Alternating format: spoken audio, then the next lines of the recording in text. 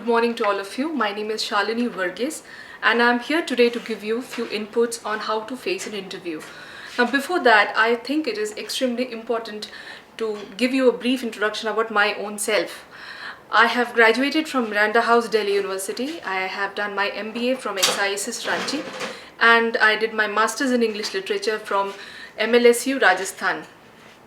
I have worked as an HR professional and recruitments had been an area of my interest. I've also worked with some schools of repute like Delhi Public School as an English teacher in Udaipur, and I worked here in Birsa Agriculture University as a guest faculty for English in the year 2017.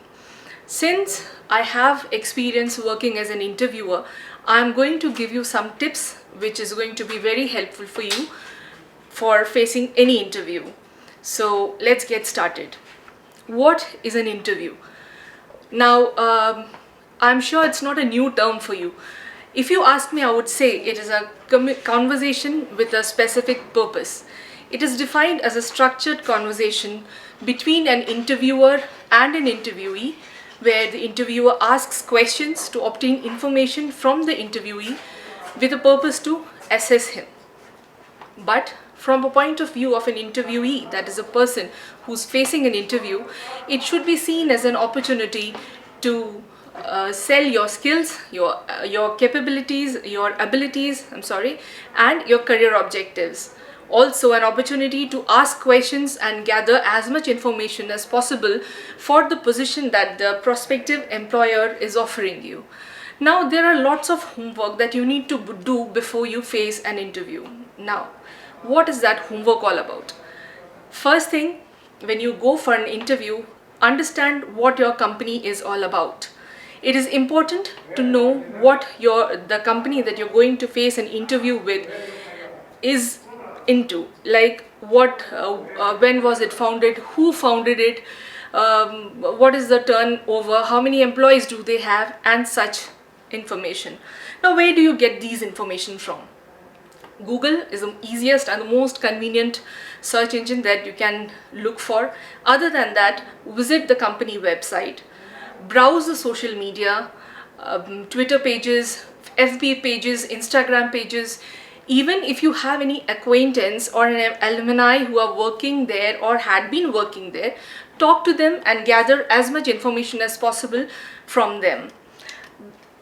The reason why I ask you to go for a research is that such research will help you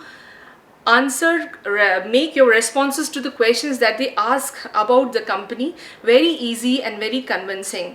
At the same time, it will also give them an impression that you are completely prepared and really keen on working with them.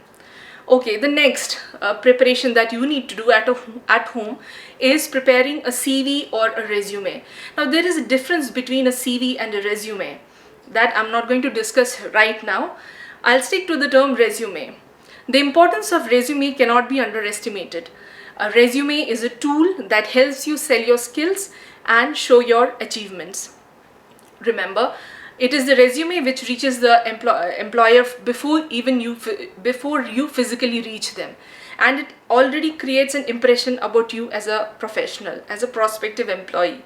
So it is good to take help, a professional help, to make your resume a perfect one. Now, what are the things that you need to carry when you go for an interview? Other than 2 or 3 copies of your resume, you need to carry your important credentials, whatever certificates that you have, photographs, pen, and few blank sheets so that you can jot down something in case it is required. All this needs to be carried in a folder or an executive file or a portfolio so that you look more organized. Now, if you do not have a folder and you plan to put everything in a bag and take it for the interview, what happens is that if the interviewer asks you to take out your resume, what you do is you start rummaging through your bag, and it gives an impression to the interviewer that you are not organized. You are an unorganized person. Okay, the next thing that comes to the mind is the first impression.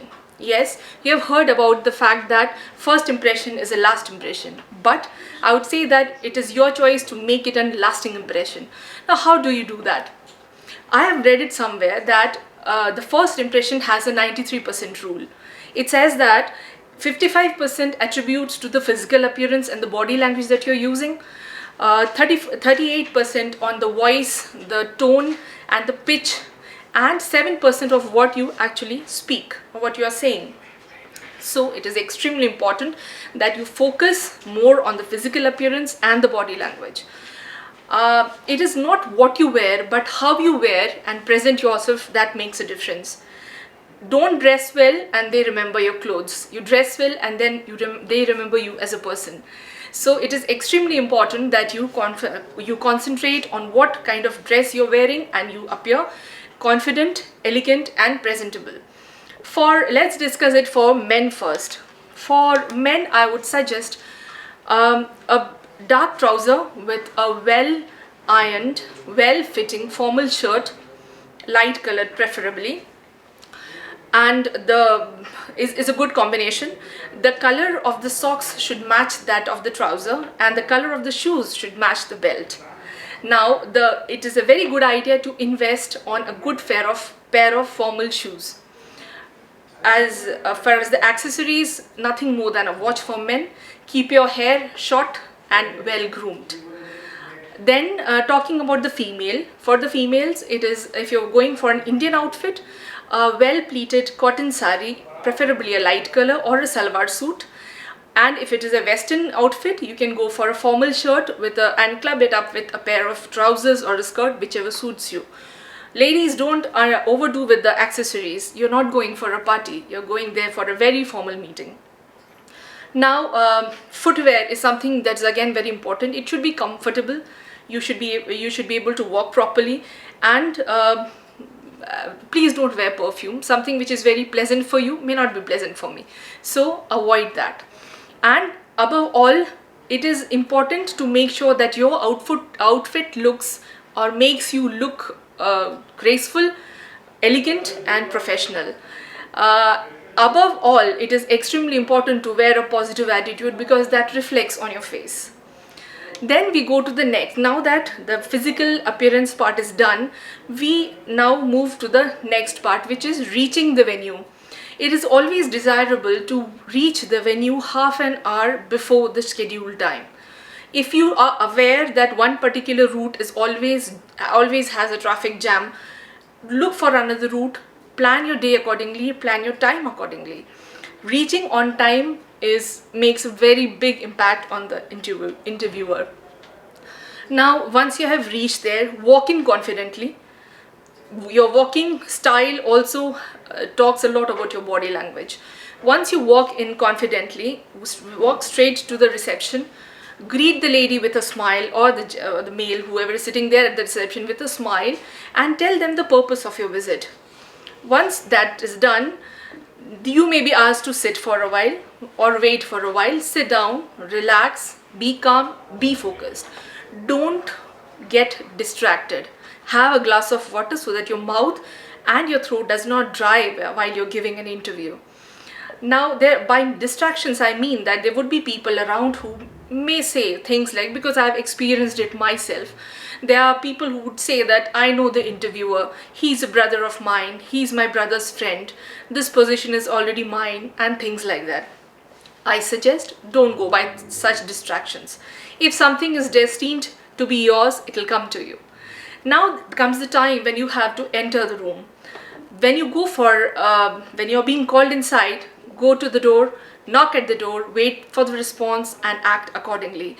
If they ask you to come in, go inside, have a smile on your face, greet everyone, greet the interviewer and move ahead.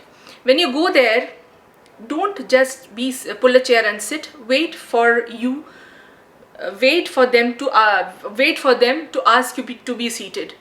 Now when you sit, say thank you to them and keep your folder or portfolio, whatever you're carrying, on your lap.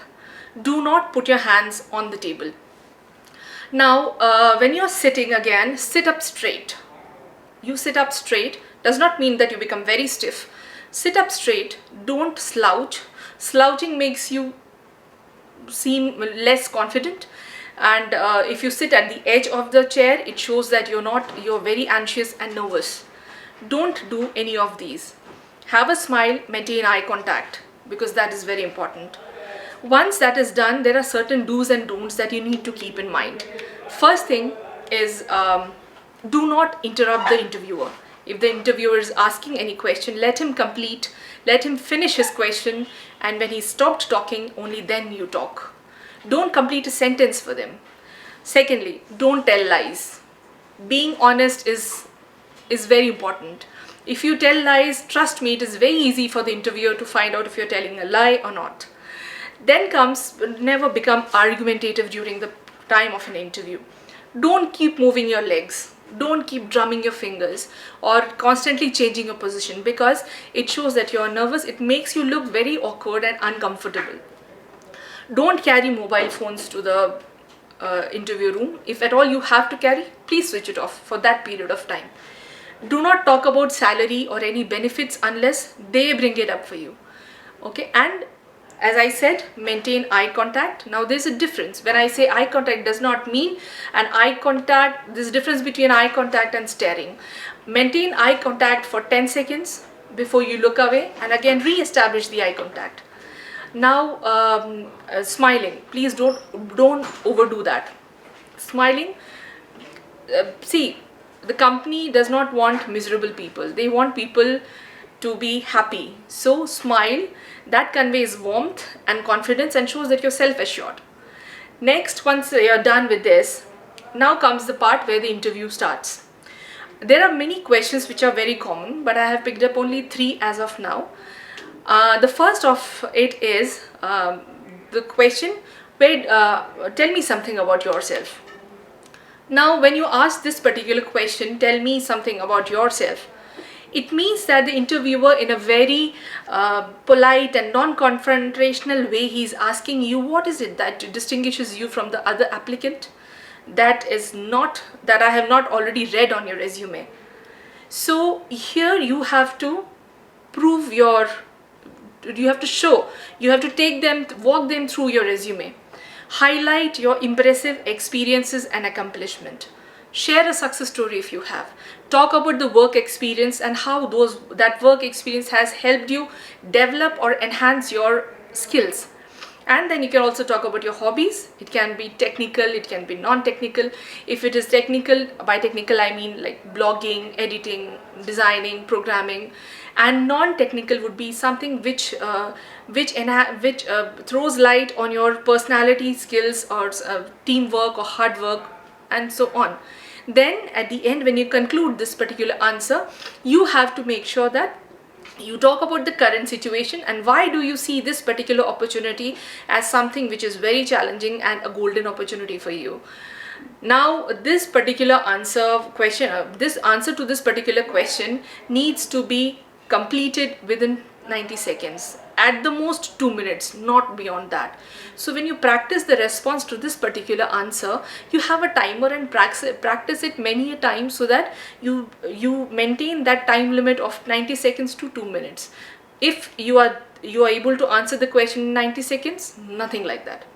The second question that I'm going to discuss today is, what are your strengths and weaknesses? Now there are lots of strengths that you can talk about, like